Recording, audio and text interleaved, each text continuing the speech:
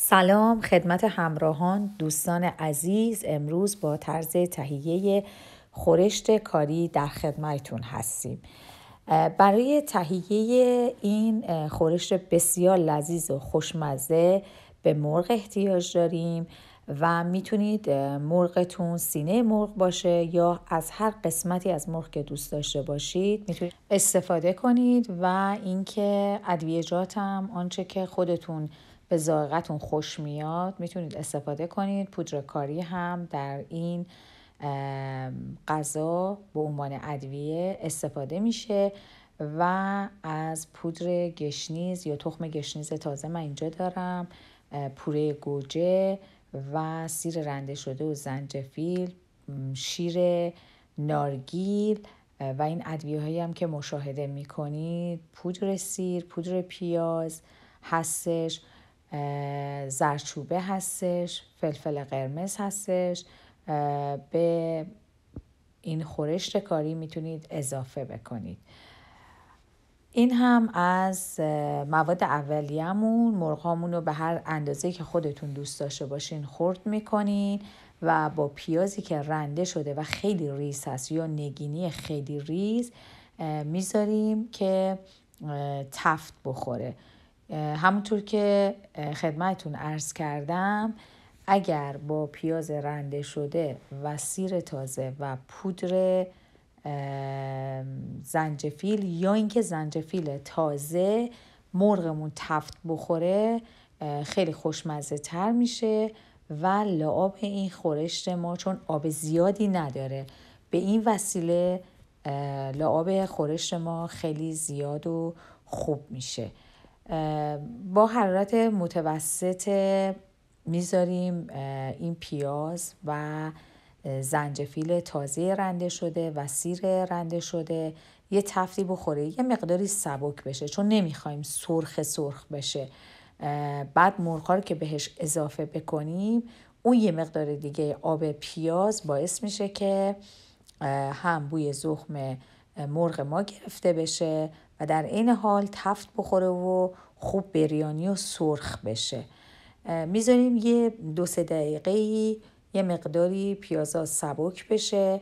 بعد ادویه ها رو میتونید بهش اضافه کنید، زردچوبه و پودر کاری و تمام ادویه هایی که دوست دارید. اگر دوست داشته باشید میتونید فلفل قرمز زیاد بزنید برای تندیش، اگر نه همون فلفل سیاه یک کم بهش بزنید کافیه. میگم تندی این خورشت کاری بستگی به خودتون، ذائقه خودتون داره که تا چه میزانی میخواین که این خورشت کاری تند بشه میتونید بهش اضافه کنید. همینطور با پیاز رنده شده خیلی خرد شده ما این مرغ رو تفتش میدیم به طوری که مرغ ما سرخ بشه. و در مواد اولیه عرض کردم خدمتون که ما شیر نارگیلم داریم. مایه اصلی این خورش از اون پوره گوجه یا گوجه نگینی شده و شیر نارگیل هستش که با اون کلن غلظت خورشتمون رو با اون تنظیم میکنه. و همونطور که مشاهده میکنید الان مرغ‌های ما با پیازها کاملا تفت خورده شده. خب الان پوره گوجه رو من به مرغ‌ها اضافه میکنم. پوره گوجه من توی فریزر بوده چون من بسته بندی میکنم و هر زمان که نیاز داشته باشم در میارم و یکم به غذا اضافه میکنم. الان به مرغ‌ها اضافه میکنم و یه کوچولو تفت بهش میدم به خاطر اینکه تو فریزر بوده من دیفراستش نکردم. به این شکل که در اومد دیگه کاملا مرغ و پیاز و اون گوجه ما خوب تفت خورده و کاملا الان آماده است برای اینکه ما شیر نارگیل رو بهش اضافه کنیم. دیگه همه ادویه ها رو هم بهش زدیم، زردچوبه و فلفل و لیمو و پودر لیمو و پودر کاری و زنجفیل و سیر و همه ادویه ها و اینم غلظت پیازه، چون هرچی پیازتون خردتر باشه، رنده باشه، غلظت خورشتونم زیاد میشه. الان تقریبا 7-8 دقیقه از زمان پخت و تفت دادن همه مواد گذشته. حالا من بهش شیر نارگیل رو اضافه میکنم. همونجور که خدمتون عرض کردم این بستگی به خودتون داره که غلظت و رقیق بودن این غذا رو چقدر تا چه اندازه دوست دارین، چون این غذا زیاد آبکی نیست، یعنی زیاد لازم نیستش که آب داشته باشه. خودش به آب افتاد، اون شیر نارگیل ما یه مقداری باز شد توی خورش و این فکر میکنم کمتر از 5 دقیقه در ظرف رو میذاریم که دیگه قشنگ جا بیفته. مرغ‌ها که الان در حال حاضر پخته شده، چون همونجور که یه مقداری با پیاز تفت دادیم، یه مقداری با اون گوجه پوره گوجه تفتش دادیم، دیگه تقریبا پخته شده است. فقط در قابلمه رو ظرف رو میذاریم که این یه مقداری جا بیفته و تمام مواد دست به دست هم بده و مزه ها با همدیگه ترکیب بشه.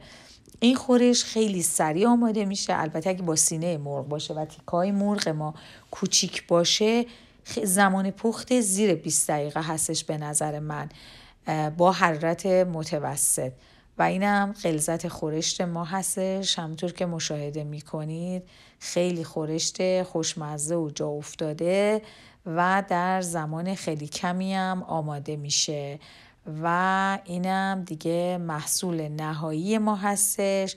و غلظتش اگر دوست دارید یه مقداری آبدارتر باشه میتونید حتی آب یه مقدار بهش اضافه کنید یا اون شیر نارگیل بیشتری بهش اضافه کنید، ولی به نظر من این حد غلظتش مناسبه. هم میتونید با برنج سروش کنید، هم با نون نوش جان کنید. اینم غلظتشه که اون پیازای ما خوب بهش لعاب داده و یه خورشت خیلی خوشمزه و جا افتاده هستش. برای تزیین روش هم میتونید از جعفری خرد شده یا گشنیز خیلی خرد شده استفاده کنید. من متاسفانه تازه نداشتم ولی خشکشو داشتم، یه مقدار کوچولو روش اضافه کردم، ولی همونجور که میدونید گشنیز تازه عطر و طعم به خصوص خودشو داره. اینم از خورشت کاری خیلی خوشمزه، ساده، راحت، در زمان خیلی کوتاه آماده میشه. دیگه بستگی داره خودتون اگه دوست دارید با نون نوش جان کنید یا با برنج سروش کنید. به هر حال ممنونم از همراهیتون.